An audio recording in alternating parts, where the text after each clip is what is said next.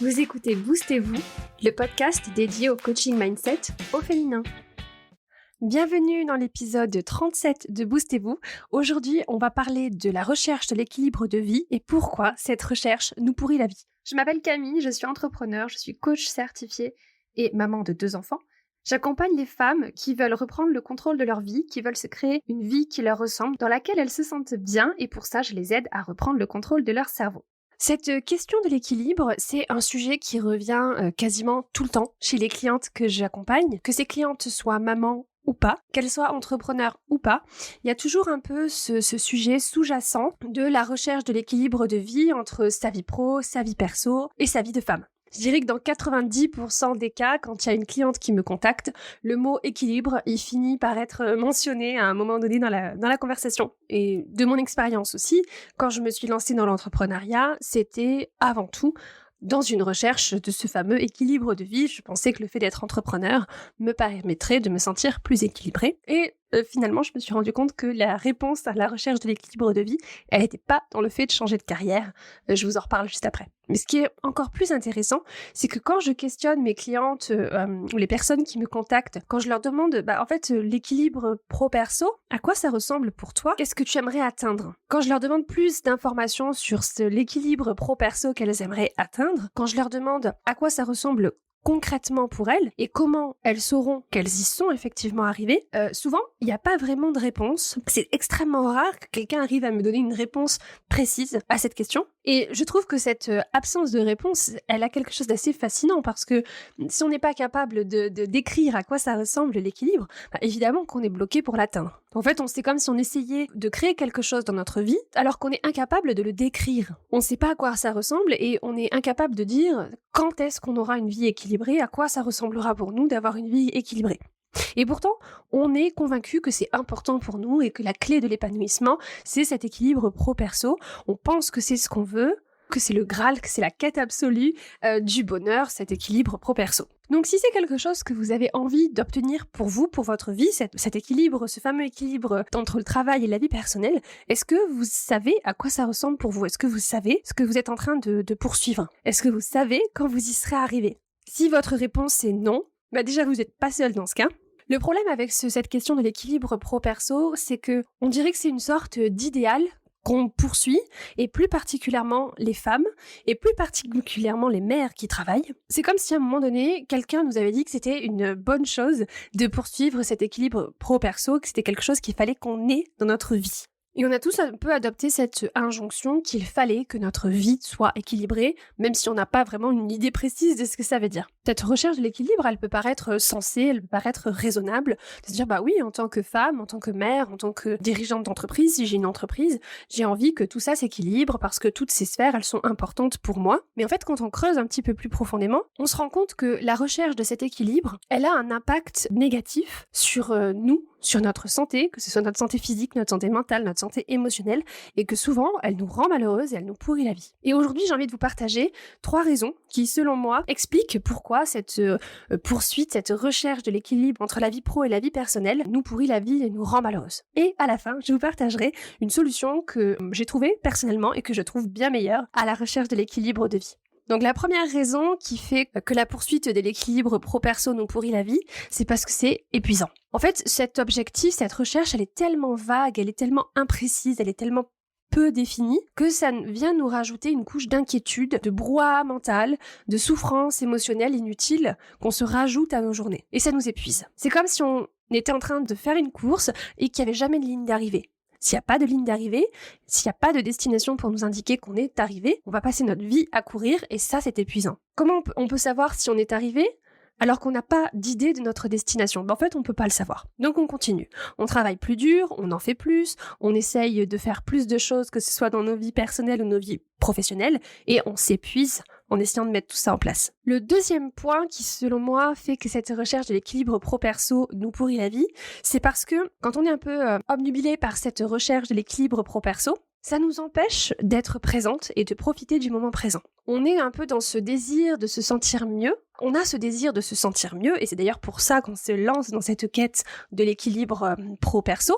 Parce qu'on croit que quand on sera arrivé dans cet endroit imaginaire où notre vie sera équilibrée, on se sentira beaucoup mieux que ce qu'on se sent maintenant. Ça nous fait nous sentir hyper mal dans notre moment présent, là où on en est dans nos vies personnelles ou dans nos vies professionnelles. Là où je veux attirer votre attention, c'est que si on est constamment en train de penser à cet endroit imaginaire où on aimerait être, où tout est enfin sous contrôle, où tout est parfaitement bien équilibré et où on se sent tellement mieux, et quand on est constamment en train de réfléchir à comment on peut faire pour y arriver, quand on est constamment en train de penser à l'atteinte de cet objectif d'une vie parfaitement équilibrée, ça devient impossible d'être dans le moment présent, d'être là où on en est, et de profiter de notre vie telle qu'elle est maintenant. Et je pense que c'est une des raisons qui fait que beaucoup d'entre nous ont l'impression de passer à côté de leur propre vie et d'être un peu spectatrices de leur propre vie. On n'est pas présente dans le moment présent, on n'a pas l'impression de vivre notre vie parce qu'on est trop occupé à essayer de faire plus et de rattraper notre retard imaginaire pour arriver dans l'endroit idéal où on pense qu'on se sentira enfin équilibré et qu'on se sentira enfin tellement mieux. Donc ça, c'était le deuxième point. Je pense que cette recherche de l'équilibre pro-perso nous empêche de profiter du moment présent. La troisième raison qui, selon moi, fait que cette recherche de l'équilibre pro-perso nous pourrit la vie, c'est tout simplement que ça ne fonctionne pas. On ne va jamais obtenir les résultats qu'on espère de cet effort et de toute l'énergie qu'on va mettre dans cette recherche. J'ai jamais rencontré quelqu'un qui m'a dit « ça y est, moi j'y suis arrivée, regarde, ça y est, j'ai franchi la ligne d'arrivée, ma vie elle est parfaitement équilibrée, j'ai réussi, tiens, je vais te donner ma méthode pour y arriver. » Je connais pas une seule personne qui soit arrivée à cet endroit imaginaire, tout simplement parce qu'il n'existe pas, il n'y a pas de carte, il n'y a pas de chemin tout tracé vers l'équilibre pro-perso. Pas de formule, il n'y a pas de méthode pas à pas qui nous permettrait d'y arriver, il n'y a pas de secret à découvrir, tout simplement parce que je pense que cet équilibre qu'on s'imagine pouvoir atteindre n'existe pas. Ce n'est pas un endroit ou un moment dans notre vie où on va arriver, tout simplement parce que la vie elle est constamment en mouvement. Il y a tellement de choses qui bougent, il y a tellement de variables qui sont impliquées dans nos vies, et tout ça est en mouvement constant, en mouvement perpétuel. Ce genre d'équilibre qu'on s'imagine avoir une vie parfaitement équilibrée, parfaitement stable, c'est tout simplement impossible. On essaye d'atteindre quelque chose qui est hors de portée. C'est quoi cet équilibre de vie? C'est un partage de notre temps qui soit parfaitement équitable entre les différentes sphères de notre vie? Est-ce que c'est ça où on pourra dire ça y est, ma vie elle est équilibrée? Et comment on le mesure, ce partage du temps? Cette recherche de l'équilibre pro-perso ne mérite pas tout le temps et toute l'énergie et toute l'attention qu'on y accorde, et je pense qu'on peut concentrer toutes ces ressources de temps, d'énergie et d'attention sur autre chose. Comme j'en ai parlé un petit peu plus tôt, en fait, la seule raison pour laquelle on veut quelque chose dans notre vie, donc en l'occurrence l'équilibre pro-perso, c'est parce qu'on pense qu'on se sentira mieux une fois qu'on l'aura obtenu. Et ça, c'est vrai pour tout. C'est vrai pour tous les domaines de vie, mais en ce qui concerne l'équilibre pro-perso, on pense que notre vie sera mieux qu'elle ne l'est maintenant quand on aura atteint ce fameux équilibre pro-perso. Mais en fait, ça ressemble à quoi cette vie mieux? Quelle est l'émotion qu'on associe à ce sentiment d'équilibre? Ça ressemble à quoi ce mieux? Quelle est l'émotion? Quelles sont les émotions qu'on associe à l'image qu'on se fait d'une vie équilibrée? Est-ce qu'on se sentira plus sereine, plus calme, plus présente, plus heureuse, plus productive, plus reposée, plus autre chose? Et là-dessus, il y a deux choses que je vais vous partager. C'est que quelles que soient nos circonstances de vie, la répartition qu'on fait de notre temps, en termes d'émotions, on sera toujours dans l'équilibre émotionnel, on sera toujours dans le 50-50 des émotions. J'avais fait plusieurs épisodes de podcast sur ce sujet et je vous invite à aller les écouter si vous ne l'avez pas encore fait. Et ce que je veux vous partager aujourd'hui, c'est que je veux vous inviter à abandonner cette recherche de l'équilibre, tout simplement parce qu'elle n'est pas nécessaire. En fait, si vous voulez vous sentir plus présente, plus calme, plus sereine, plus productive, ou quelle que soit l'émotion que vous espérez ressentir une fois que vous serez équilibré, entre guillemets, cette émotion, elle est accessible tout de suite. Vous pouvez générer pour vous-même dans votre vie en ce moment, quelles que soient vos circonstances de vie, vous pouvez générer ces émotions pour vous-même. Et pour ça, vous avez besoin d'apprendre des compétences que vous n'avez pas encore apprises pour vous aider à mieux vivre vos émotions. Une image que j'avais envie de vous partager sur la recherche de l'équilibre de vie, c'est que souvent on a tendance à s'imaginer qu'une vie équilibrée, c'est une sorte de meuble bien stable, une table avec 4 pieds bien stable. Alors qu'en fait, une image, moi, qui m'aide à me sentir beaucoup plus sereine et à accepter le déséquilibre, c'est de me dire qu'en fait, ma vie, c'est comme une promenade à vélo. Ça tangue, une fois ça penche un peu plus d'un côté, une fois un peu plus de l'autre. Voilà, c'est une sorte de mouvement de balancier. Je me sens beaucoup plus sereine du fait que j'accepte les déséquilibres. Je recherche la sérénité dans les déséquilibres, l'équilibre dans les déséquilibres. Si vous voulez vous sentir plus sereine dans votre vie, là, maintenant, quelles que soient vos circonstances, là où vous en êtes, si aujourd'hui ça ne vous est pas accessible, c'est que vous avez des compétences que vous n'avez pas encore apprises. Des compétences en termes de management de vos pensées, des compétences en termes de mindset, des compétences en termes émotionnels, Et c'est comme ça que vous allez vivre une vie où vous vous sentez mieux. C'est comme ça que vous allez pouvoir construire une vie, construire une entreprise qui ne vous épuise pas. En posant des limites qui vous libèrent pour travailler moins et vivre plus, pour repenser votre temps, pour que vous puissiez vraiment profiter de votre temps libre, de votre liberté et de vous créer une vie où vous n'avez pas besoin de vous presser, de vous stresser, de vous précipiter vers là où vous voulez aller, mais vous pouvez vous sentir mieux maintenant et apprendre à profiter du processus qui va vous emmener vers une vie plus idéale, vers l'atteinte de vos objectifs, quels qu'ils soient. Et cette façon de vivre sa vie pleinement, maintenant, elle est accessible de nombreuses façons. Et on n'a pas besoin de vivre une vie qui soit équilibrée. Ça peut être une vie où on choisit tout simplement de ne pas tout faire, mais de faire bien les choses qu'on a envie de faire, d'en faire moins, mais mieux. C'était le sujet d'un épisode de podcast il y a 2 semaines, je vous mettrai le lien en description.